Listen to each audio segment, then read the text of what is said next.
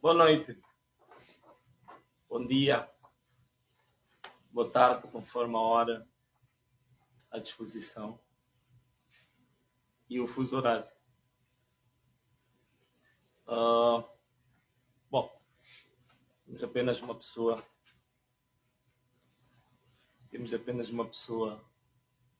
2, 3, 4, 5, 20, 54.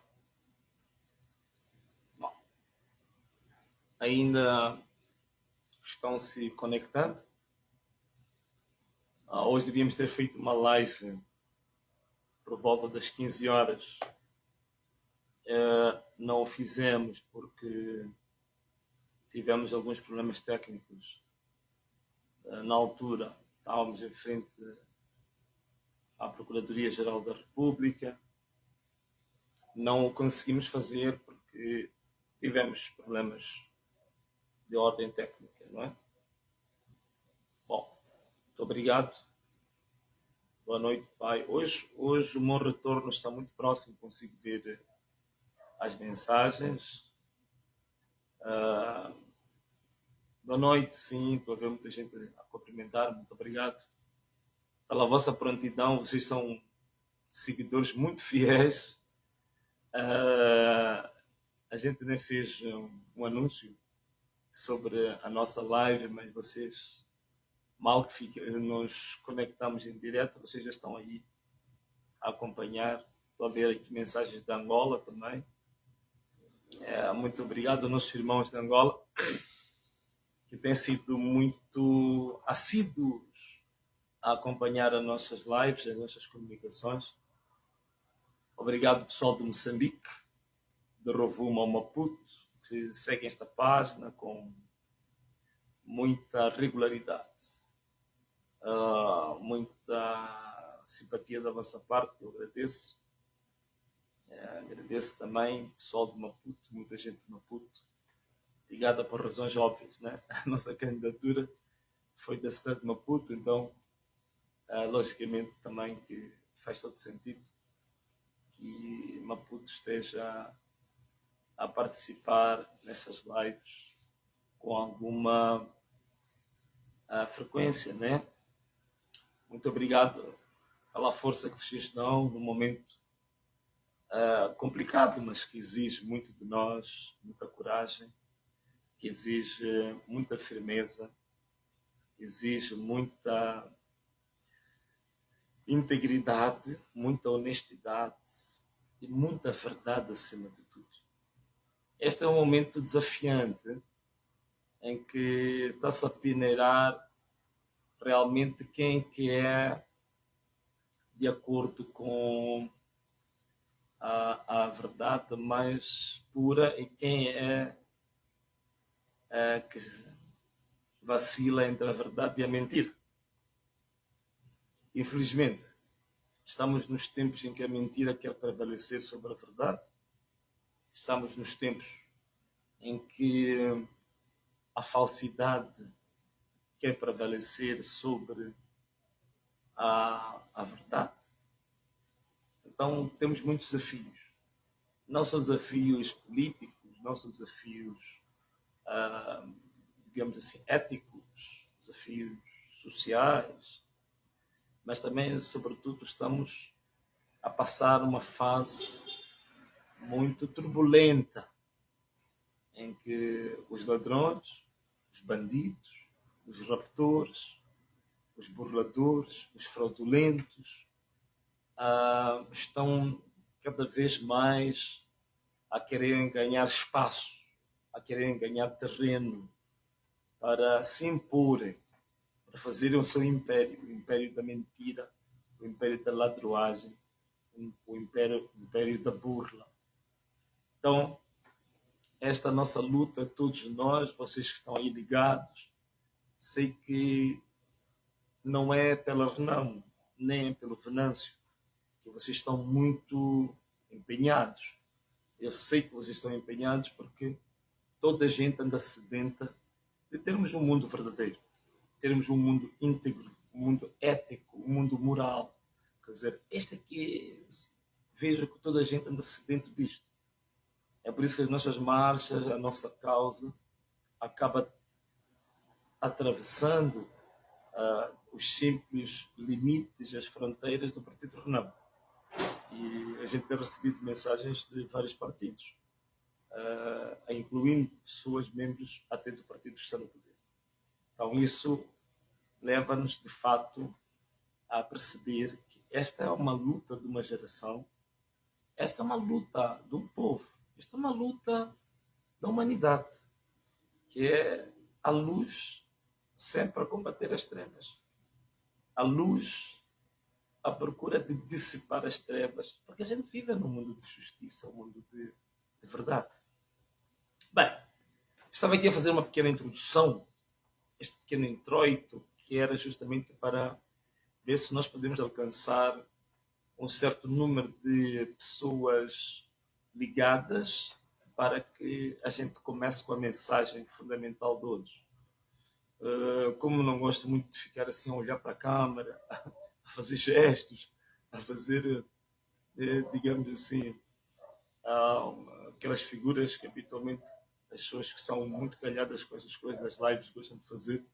Então prefiro fazer uma introdução, não propriamente do nosso tema, mas uma introdução geral, né? Geral, sobre quais são os desafios que eu entendo que o mundo hoje está a passar. Desafios que vão muito para além da questão meramente política, da questão meramente económica, social ou cultural. Portanto, são desafios muito grandes que a humanidade está a passar. Bom, nós já estamos aqui agora com quase 1000 pessoas interligadas. Vamos lá ver. Acho que ao chegarmos a 1000 pessoas, como nós temos sempre feito, podemos iniciar a nossa live, podemos começar a falar daquilo que é a mensagem principal desta nossa live. Bom, sinto que a minha voz parece estar um pouco enrouquecida. Acho que o meu puto, o meu filho deve estar a ouvir. Acho que vai me trazer uma aguita aqui para aclarar um pouco mais a minha voz. Está assim um bocadinho rouca, né? Penso que isso deve ser por causa de alguma hidratação que estava em falta.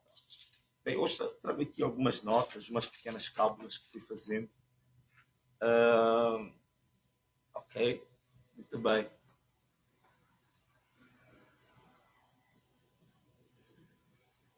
Tá, obrigado.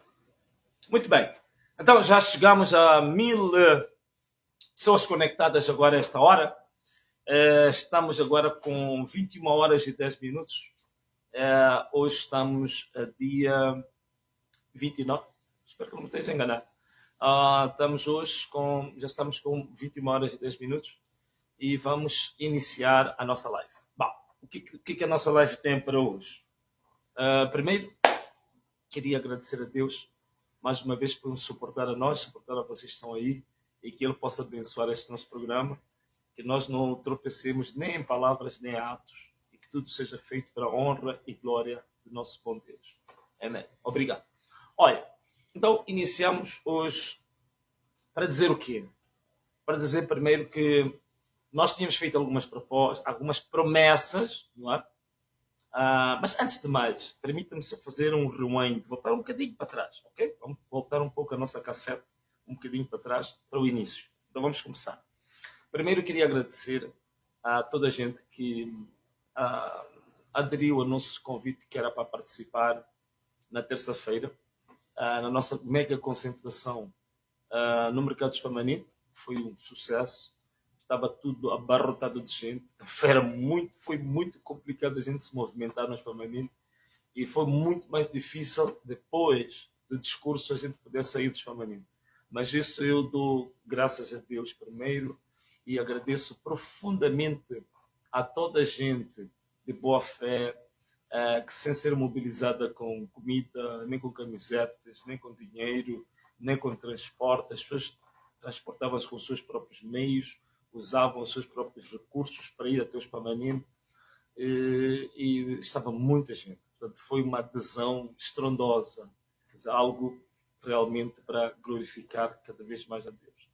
Agradeço a todas as pessoas que aderiram, pessoas que deram força, pessoas de várias províncias que estão a dar força, estão apoiando o projeto, estão apoiando este programa que nós temos das manifestações, que são para justamente repudiarmos agora o acórdão do Conselho Constitucional que veio à tona no dia 24. Algumas promessas que nós já tínhamos feito. Conforme vocês devem ter acompanhado, no Espamanido nós demos algumas informações. A primeira informação é que, para além das marchas que nós estamos a fazer, nós também estamos a fazer uma luta jurídica, estamos a fazer uma luta, uma escalada diplomática também, uma luta diplomática, uma luta jurídica, e na luta jurídica internamente nós submetemos ao Conselho Constitucional um pedido de aclaração. O pedido de aclaração é um documento que não é propriamente um recurso, mas em que o Conselho Constitucional tem que explicar com detalhes o que representa aquele acordo. Tem muitas imperfeições, muitos erros, muitas falhas. Há muita questão ali que nem a competência do Conselho Constitucional, mas o Conselho Constitucional tomou decisão sobre isso. Usou termos novos que não estão na lei, que não têm nenhuma cobertura local, como reverificação, coisas assim do gênero. Então nós arrolamos todas essas questões que levantavam dúvida em relação à natureza do acórdão e solicitamos a aclaração desse mesmo acordo. Significa que o Conselho Constitucional tem que responder a esse pedido. A par disso, o que é que nós fizemos? Fizemos também, submetemos a alguns processos na Procuradoria, processos de crime, porque nós acreditamos que estamos perante um acórdão que indicia a prática de vários crimes. Há vários crimes que foram cometidos com aquele acórdão e a vários níveis.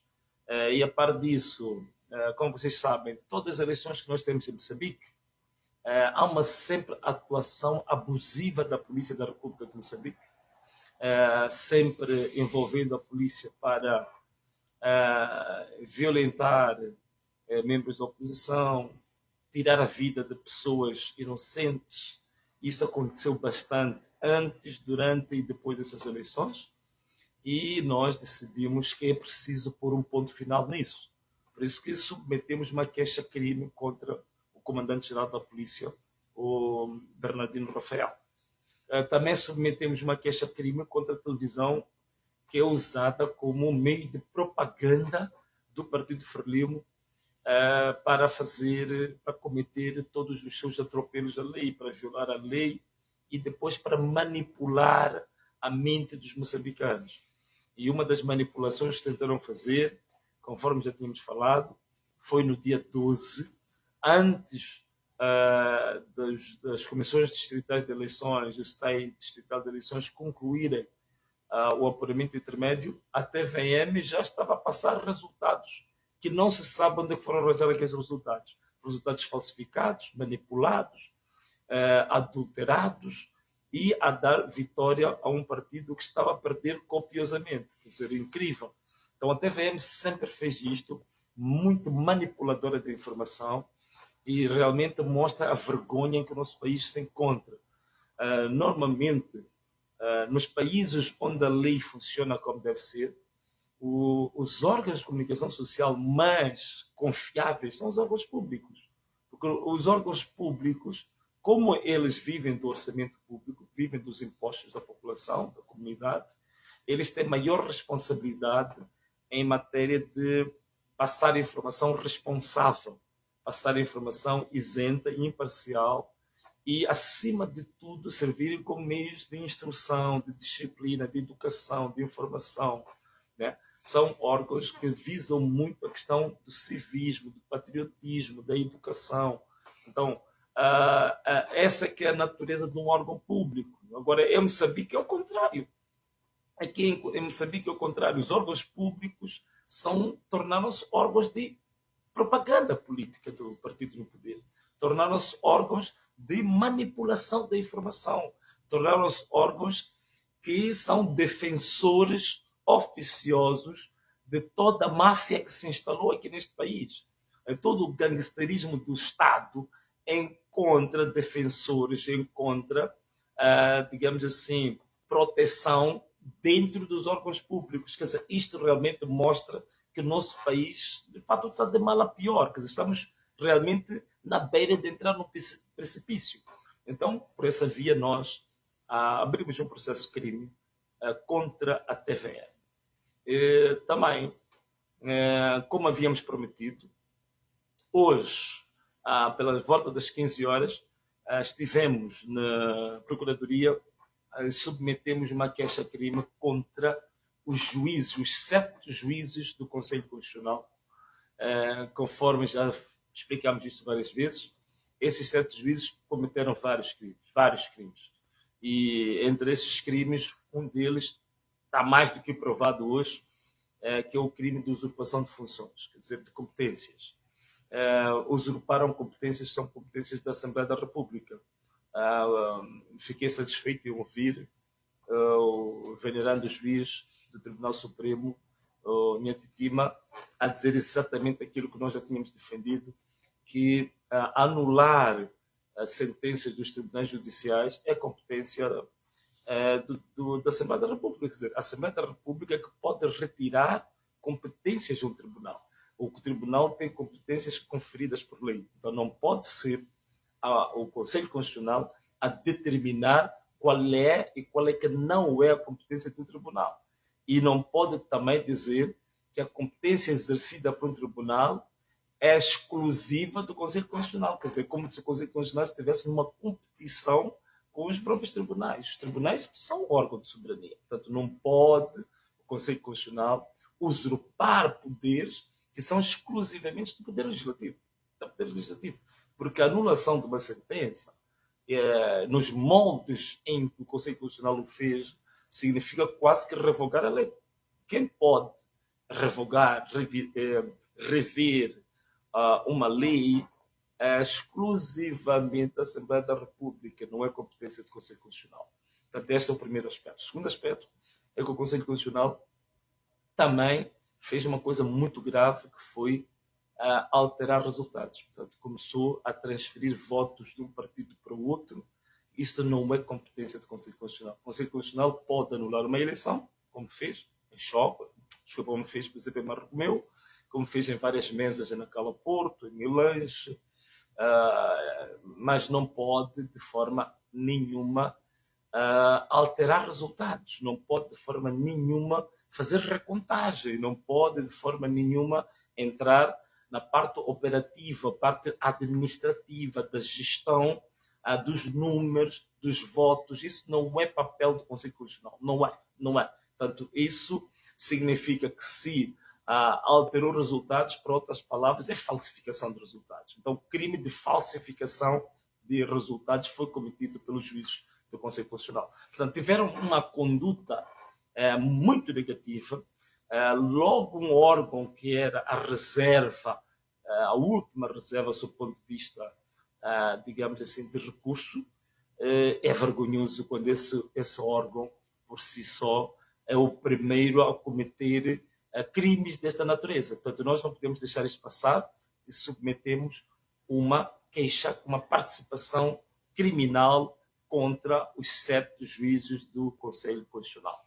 Portanto, isto é algo inédito, muita gente está a dizer isso. Nunca o Conselho Constitucional foi colocado em causa, nunca foi colocado em causa os seus acordos, as suas decisões, muito menos a sua conduta. Esta é a primeira vez que se abre um processo de crime contra os juízes do Conselho Constitucional. E este é o contributo também que a Renamo está a dar. A par de estarmos já a lutar para a reposição da verdade eleitoral, também estamos a lutar pela normalização do nosso Estado. O nosso Estado já não está a ser um Estado de direito democrático. Com este tipo de atuações, o nosso Estado está a caminhar a galope para um Estado anárquico, quer dizer, para uma anarquia completa. Né? E o Conselho Constitucional está na dianteira, digamos assim, nos promotores dessa anarquia jurídica em que o país está a resvalar. Bom, outras questões também que nós queremos partilhar convosco e que achamos que ser extremamente importante é que também vamos submeter amanhã amanhã, justamente amanhã quinta-feira, há também uma participação criminal contra os membros da CNE.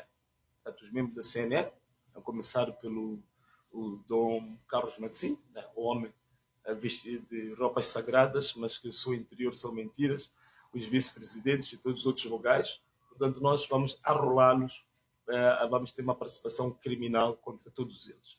E também todos os órgãos de apoio, né, que são, digamos, as comissões provinciais de eleições, STAI provincial de eleições, os STAIs provinciais, quer dizer, as comissões distritais de eleições e os STAIs distritais de eleições. Bom, todos esses vão ser arrolados e nós queremos, de fato, que a Procuradoria seja isenta, que a Procuradoria, de fato, seja o defensor do Estado, seja o advogado do Estado, porque toda esta gente, o objetivo delas foi banalizar o Estado, escangalhar o Estado, escangalhar a Constituição, as leis, criar um atropelo, aquilo que se diz nas ciências sociais, criar uma anomia institucional, quer dizer, um Estado sem ordem, uma nação sem ordem, tudo caótico, tudo arbitrário, tudo de qualquer maneira, quer dizer, um gangsterismo total de Estado.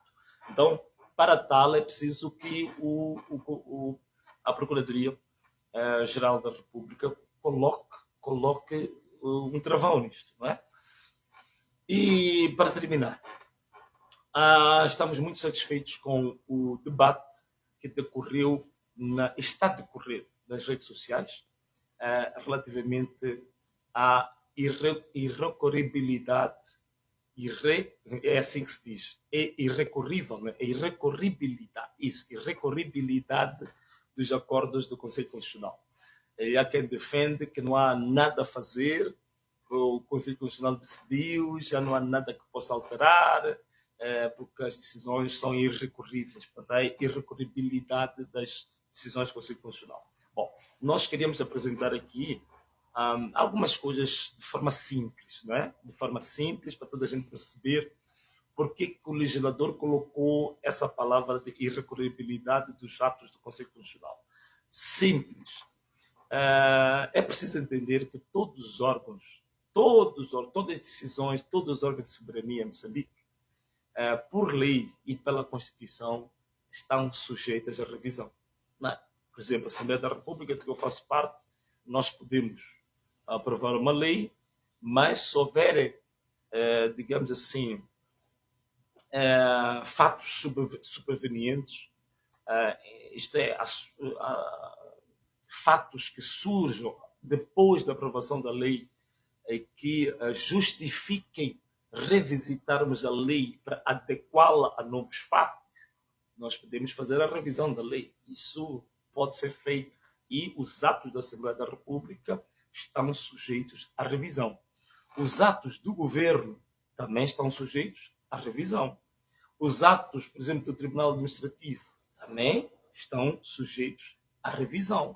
Portanto, todos os órgãos da soberania neste país têm sempre uma etapa em que é possível rever os seus atos.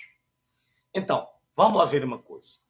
Quando se diz que os acordos do Conselho Constitucional são irrecorríveis, em nenhum momento, nem na Constituição, nem em nenhuma outra norma infraconstitucional, existe algo que diga que os atos do Conselho Constitucional ou as decisões do Conselho Constitucional não podem ser sujeitas à revisão. Atenção, atenção. Alguém pode estar a dizer, mas o que quer dizer com isto? Vou dizer isto de uma forma muito simples. Uma coisa é você apresentar um recurso, não é? Em relação a um acordo. Isso podemos dizer, provavelmente, se encaixa no princípio da irrecorribilidade das decisões do Conselho Constitucional. Mas a revisão de uma decisão é diferente. Né? Diferente. Então, um exemplo muito simples. Vamos supor que o Conselho Constitucional tome uma decisão, hipoteticamente, tome uma decisão sobre um processo que envolve um homicídio, por exemplo. Né? Okay? Há um homicídio, vamos às várias etapas do recurso, chega ao Conselho Constitucional o Conselho Constitucional toma uma decisão. Depois de 2 dias, aparece o indivíduo que tenha sido dito que foi assassinado, que tenha sido morto, e ele aparece vivo. Estamos a falar de um fato superveniente. O que vai acontecer? Já não se pode voltar a este acordo, porque é irrecorrível. Claro que não, claro que não. Aí, esse acordo pode ser revisto. Agora temos um caso, por acaso, interessante. É que o Conselho Constitucional, em relação a Nacala Porto, indicou que ia ser repetida as eleições, penso que em 18 meses. Mas a Comissão Nacional de Eleições, ao fazer a revisão para viabilizar agora a eleição, chegou à conclusão que o Conselho Constitucional indicou 2 mesas a mais. 2 mesas que não deviam ter sido indicadas. Como é que vai ser feito isso? Então, este acordo não pode ser revisto? Pode ser feito, sim, a revisão dos acordos. As decisões do Conselho Constitucional podem ser revistas. Isso é básico. Portanto, se existir alguma instituição em Moçambique cujas decisões não podem ser revistas, então estamos a dizer que esse órgão é quase está na categoria de um órgão comparado a um Deus. Não é? Então, isso é deificar as nossas instituições, os nossos juízes. Portanto, isso não pode ser. É preciso fazer uma leitura em que é importante verificar as coisas de maneira sistemática. E eu gostei muito do debate que estava sendo feito num dos postes que o ex-bastonário da Ordem dos Advogados fez, com o Dr. Gilberto Correia, em que alguém dizia que não se podia pegar na letra a questão dos acordos irrecorríveis, porque só é irrecorrível o acordo do Conselho Constitucional se o Conselho Constitucional tiver atuado naquilo que são as suas competências. Bom, aí tudo bem. Naquilo que são as competências do Conselho Constitucional, logicamente, nesse aspecto, o acórdão, as suas decisões são irrecorríveis. Mas, neste caso, nós estamos perante um Conselho Constitucional que não atuou nas suas competências. Ele atuou fora das suas competências. Isto é, o próprio Conselho Constitucional atuou com base na ilegalidade. Então, se o Conselho Constitucional atuou fora das suas competências, extravasou as suas competências, usurpou competências alheias, atuou com ilegalidade, esse acordo é recorrível. Esta aqui é a tese. Esta aqui é a tese. Existem ainda mais fundamentos, naturalmente, que, como ainda não submetemos o nosso recurso extraordinário, não vou adiantar aqui por questões estratégicas, mas eu acho que essa explicação é suficiente. O Conselho Constitucional atuou de forma ilegal, pelos aspectos que eu já contei aqui, foi usurpar competências que eram da Assembleia da República, foi usurpar competências de recontar votos, de alterar resultados, que não é a sua competência. Isto é ilegal, é falsificação. Portanto, ao Conselho Constitucional a ter cometido crime, ao Conselho Constitucional a ter falsificado resultados, ao Conselho Constitucional ao ter usurpado competências que não são as suas, o Conselho Constitucional a ter cometido abuso e excesso de poder, logo, a decisão que resulta deste cocktail de ilegalidades, de irregularidades, de crimes, essa decisão deve ser recorrível. Deve ser recorrível. Quer dizer, estamos a falar naturalmente aqui de forma, em teoria, em tese, mas é isto que um órgão como o Conselho Constitucional devia abordar, porque é um órgão de natureza jurisdicional, quer dizer, é um órgão que devia tratar os aspectos jurídico-constitucionais aprofundados de maneira um pouco mais cuidada, não é? Mas, infelizmente, o Conselho Constitucional realmente produziu um acórdão que não vai fazer história. Este acórdão não vai fazer história, este acórdão não é jurisprudência. Quer dizer, cada documento, cada acórdão do Conselho Constitucional deveria constituir um corpo doutrinário, um corpo de jurisprudência, um corpo didático para as próximas eleições, para os próximos casos. Este acórdão é realmente vergonhoso a todos os níveis, é uma tragédia, é um atropelo total à lei, é um atropelo à ética, é um atropelo a tudo que são valores que nós já tínhamos ganho na história democrática deste país. Então, por esta razão é que defendemos que a irrecorribilidade do acordo do Conselho Constitucional para o caso concreto da conduta que foi tomada neste caso concreto não se aplica e este acordo é recorrível. Se ele não é recorrível, então ele é passível de ser revisto, de revisão. Atenção, uma coisa que eu vou dizer agora, esta que pode sintetizar a nossa tese, existe a irrecorribilidade do acórdãos do Conselho Constitucional, mas não existe a irrevisibilidade dos acordos. Atenção que pode dizer, eles são irrecorríveis, mas eles não são de forma nenhuma isentos de revisão. É o que está aqui a defender. Existe o princípio da irrecorribilidade, mas não existe o princípio da irrevisibilidade. Portanto, espero que tenham sido entendido. Portanto, é possível e tem campo aqui suficiente para nós revermos, para o próprio Conselho Constitucional rever a sua decisão, o seu acórdão, mesmo que isso não seja propriamente, digamos assim, ser um recurso apresentado. Ok? Bom, espero que eu tenha sido claro nessa matéria, uma matéria um bocadinho técnica, mas penso que com os exemplos que eu dei, que me parecem simples, não é? O exemplo que eu avancei aqui, se nós tivermos um homicídio em que o Conselho Constitucional tiver tomado uma decisão e depois deste acordo a sair, aparecer 2 dias depois, a pessoa que diziam que tinha sido assassinada ia aparecer viva, então tem que se rever esse acordo. Não vai ser dizer que é irrecorrível, não se pode fazer nada. Aquele que aparece como vivo não é vivo, está morto porque o Conselho Constitucional determinou e disse que estava morto. Não faz sentido. Não faz sentido. E isto também é um desafio para a nossa justiça. Que órgão é esse cujas decisões não podem ser revistas? Se todos os outros órgãos, as decisões podem ser revistas.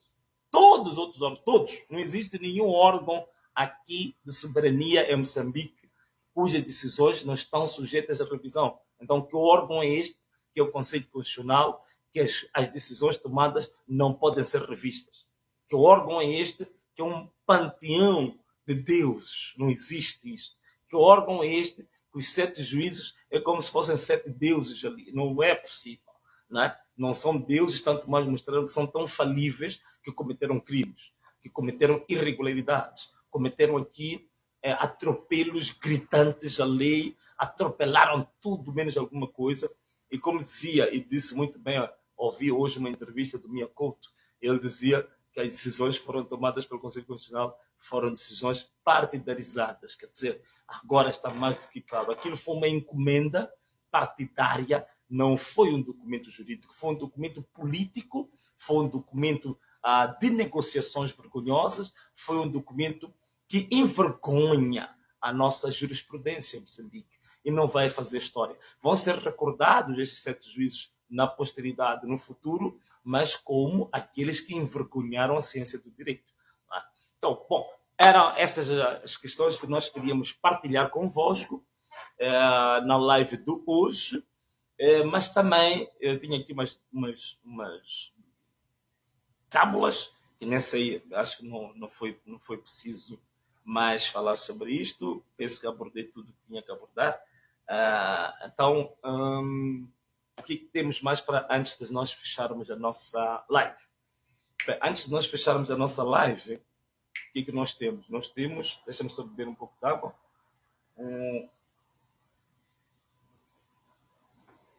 Antes de nós fecharmos a nossa live, o que nós temos para hoje? Bom, simples. Eu queria apenas convidar para amanhã.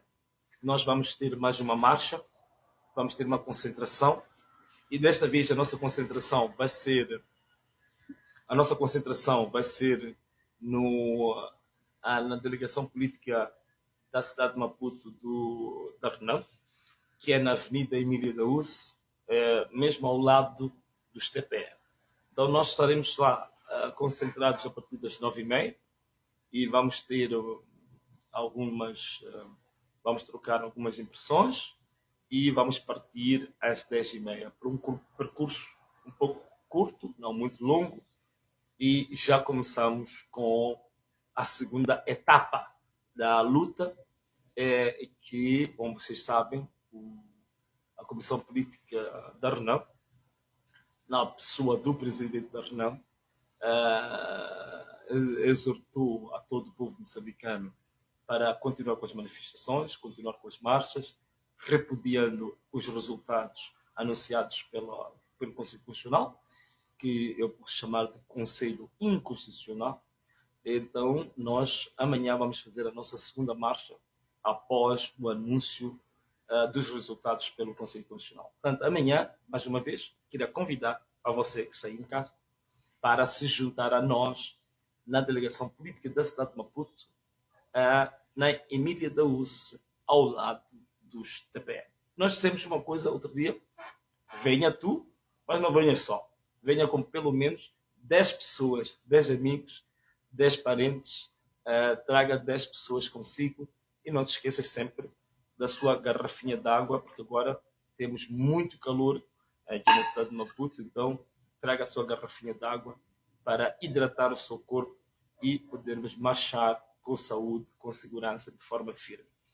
Era tudo o que tínhamos hoje para dizer. Se alguém se conectou há pouco tempo, aproveito, repetir, amanhã espero por ti na delegação política da cidade de Maputo da Renão, na Avenida Emília da Uce, ao lado dos TPE.